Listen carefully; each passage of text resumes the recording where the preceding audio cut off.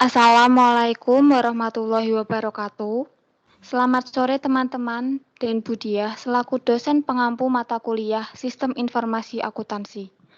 Perkenalkan, kami dari kelompok 32 akan mempresentasikan tentang bab 12, yaitu pengendalian intern dan pelaporan keuangan. Pertama, akan dipresentasikan oleh Mbak Ika Rani. Waktu dan tempat dipersilahkan.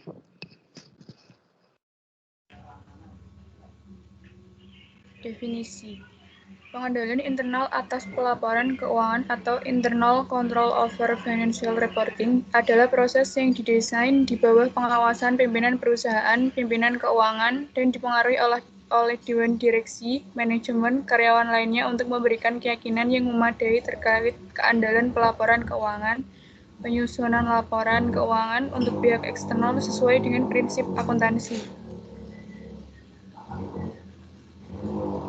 Manfaat program pengendalian internal. 1. Tingkat kepercayaan atas laporan keuangan yang menguat. 2. Meningkatnya efektivitas dan efisiensi operasi perusahaan. 3. Efektivitas desain dan operasi pengendalian. 4. Proses audit keuangan yang berjalan lancar. 5. Pengambilan keputusan yang lebih tepat. 6. Penentuan untuk penetrasi pasar modal. Dasar regulasi penerapan pengendalian internal atas pelaporan keuangan. 1. Peraturan Menteri Negara BUMN tentang penerapan tata kelola perusahaan yang baik. 2. Peraturan Bapepom tentang tanggung jawab direksi atas laporan keuangan. 3. Tentang kewajiban penyampaian laporan tahunan bagi emiten atau perusahaan publik.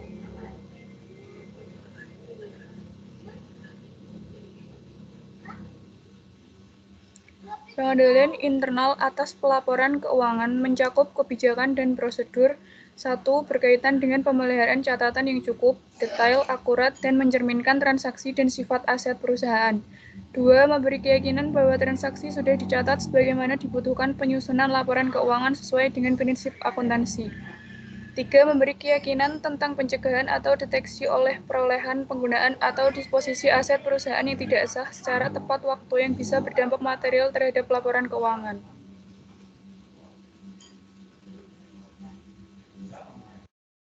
Selanjutnya yaitu adalah pengendalian internal dan pelaporan keuangan tidak akan berfungsi apabila terdapat situasi-situasi sebagai berikut. Yang pertama yaitu adalah penyembunyian melalui kolusi antara manajemen, karyawan, dan pihak ketiga. Yang kedua yaitu adalah menahan, salah menafsirkan, atau memalsukan dokumen. Yang ketiga atau terakhir yaitu adalah kemampuan manajemen untuk mengesampingkan atau override atau menginstruksikan karyawannya untuk mengesampingkan pengendalian yang telah didesain efektif. Pengendalian internal atas pelaporan keuangan tidak dapat mencegah atau menemukan seluruh resiko dan kesalahan. Oleh karena itu, terdapat resiko salah saji material yang tidak dapat dicegah atau dideteksi secara tepat waktu timely oleh pengendalian internal.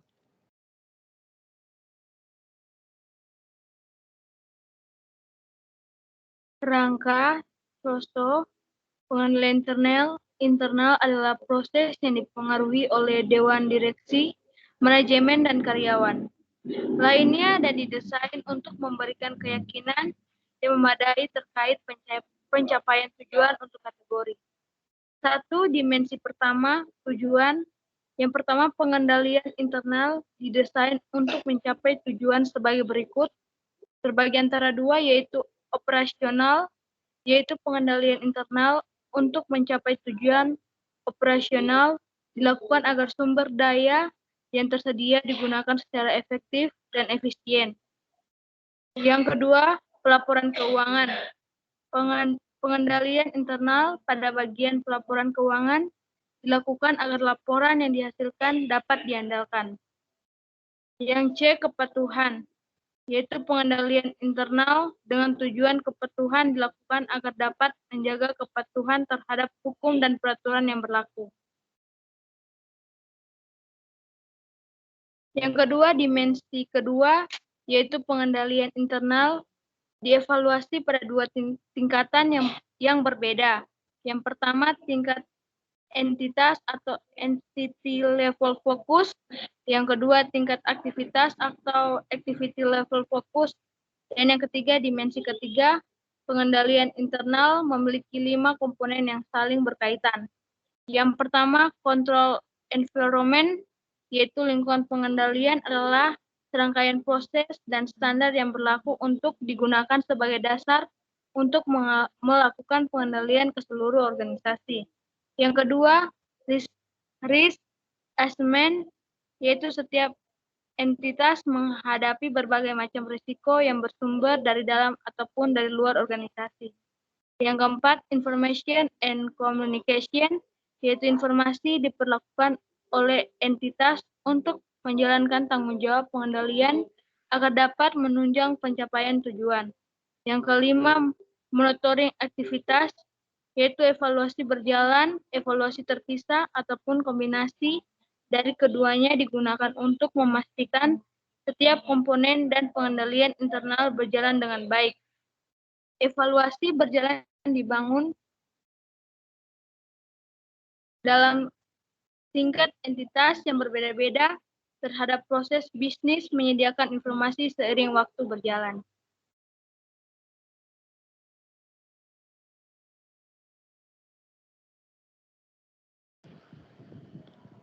Entity Level Control (ELC) dan Transaction Level Control atau TLC. Pengendalian tingkat entitas atau Entity Level Controls juga dikenal sebagai pengendalian level perusahaan. Adalah proses yang didesain oleh atau di bawah kendali pengawasan manajemen untuk menerapkan lingkungan yang memiliki dampak meluas atau pervasif pada efektivitas pengendalian pada proses, transaksi atau level aplikasi.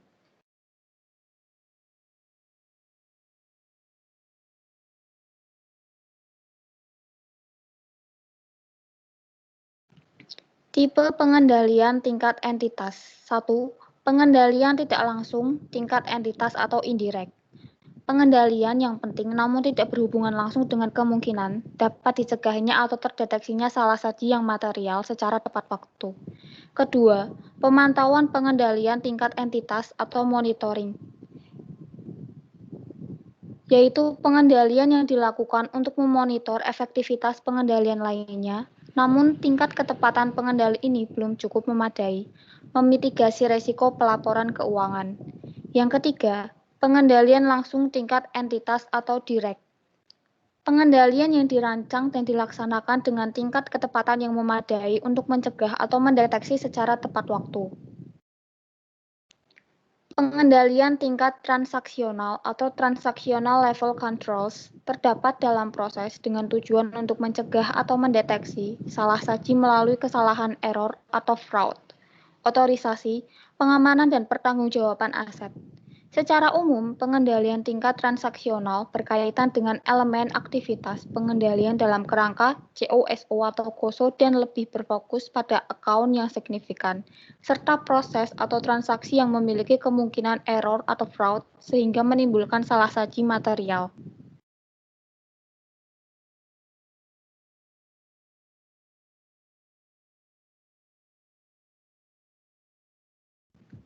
Hubungan pengendalian tingkat entitas dengan pengendalian tingkat transaksional dalam pelaksanaan pengujian pengendalian internal. 1. Identifikasi tingkat resiko, tinggi, sedang, rendah, berdasarkan proses penilaian resiko. 2. Direct ELC yang dapat memitigasi resiko pelaporan keuangan dengan presisi yang memadai dan tepat waktu. Dapat mengurangi pengujian yang lebih detail di tingkat transaksional. 3. Yang tersisa adalah resiko-resiko tinggi yang membutuhkan perhatian lebih.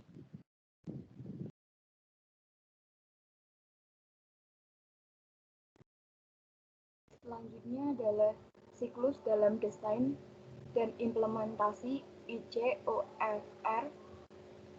Yang pertama ada tahap dalam mendesain dan mengimplikasikan pengendalian internal atas pelaporan keuangan, yaitu yang pertama penilaian risiko yang terdiri dari A. Identitas dan analisis risiko untuk mencapai tujuan pelaporan keuangan. B. menentukan risiko mana yang dapat menimbulkan salah saji material atas pelaporan keuangan. C. Menentukan bagaimana setiap komponen dapat mendukung pelaporan keuangan yang dapat diandalkan. Yang kedua ada lingkungan pengendalian. Lingkungan pengendalian adalah mengimplementasikan dan menjalankan lingkungan pengendalian, mengembangkan the tone of the company. Yang ketiga, aktivitas pengendalian, yaitu mengimplementasikan dan menjalankan lingkungan pengendalian menggunakan aktivitas yang dapat mengurangi risiko dalam pencapaian tujuan. Yang keempat ada informasi dan komunikasi, yaitu mengimplementasikan dan menjalankan informasi dan komunikasi untuk mendukung pengendalian internal. Yang kelima ada pemantauan, yaitu mengimplementasikan dan menjalankan pemantauan aktivitas yang membantu memastikan bahwa pengendalian beroperasi secara benar dari waktu ke waktu. Dan yang terakhir ada melakukan revisi atas tujuan pelaporan keuangan apabila terdapat perubahan yang berdampak potensial terhadap bisnis. Selanjutnya ada cara mendesain pengendalian tingkat entitas atas pelaporan keuangan yang dibagi menjadi 8 tahap, yaitu 1. Pembentukan tim yang bertanggung jawab untuk mengidentifikasi, menganalisis, dan mengusulkan desain pengendalian tingkat entitas. Yang kedua, memahami prinsip dasar dan atribut pengendalian internal KOSO atas pelaporan keuangan. Yang ketiga, melakukan diskusi dengan personel terkait pemahaman atas pengendalian tingkat entitas yang relevan. Yang keempat, melakukan review atas dokumentasi pengendalian tingkat entitas. Yang kelima, melakukan identifikasi atas atribut pengendalian tingkat entitas yang ada saat ini. Yang keenam, melakukan identifikasi kesenjangan dan mengajukan desain pengendalian tingkat entitas untuk memperkecil kesenjangan. Yang ketujuh, melakukan konfirmasi desain pengendalian tingkat entitas yang diajukan dengan personel yang relevan, memperoleh persetujuan atas desain pengendalian tingkat entitas yang diajukan. Selanjutnya ada cara mendesain pengendalian tingkat transaksional, yaitu yang pertama, mendapatkan pemahaman atas proses dari pemilik proses bisnis dengan A. Melakukan review atas dokumentasi alur proses termasuk teknologi informasi yang relevan. B. Melakukan diskusi dengan personel klien. C. Melakukan observasi metode dengan prosedur yang digunakan, termasuk input, sistem, dan fungsionalitas. D. Melakukan walkthrough atau penelusuran transaksi dari awal hingga akhir proses. Yang kedua ada mendokumentasi proses ke dalam diagram alir atau flowchart.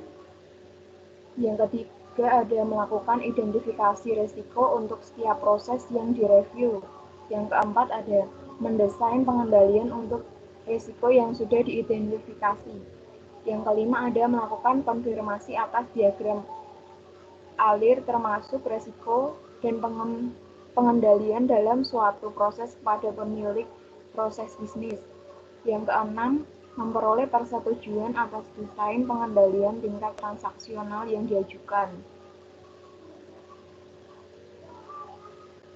Selanjutnya, yang terakhir adalah tantangan yang dihadapi dalam pengembangan pengendalian internal atas pelaporan keuangan yang dibagi menjadi 2, yaitu pertama, pengembangan pengendalian internal atas pelaporan keuangan yang dibagi menjadi 2 lagi, yaitu A. Hambatan teknis. Hambatan teknis adalah keandalan dan kecukupan metodologi. Pendekatan yang digunakan tidak fokus pada proses dan risiko yang signifikan sehingga tidak dapat dengan cepat dan mengidentifikasi upaya perbaikan.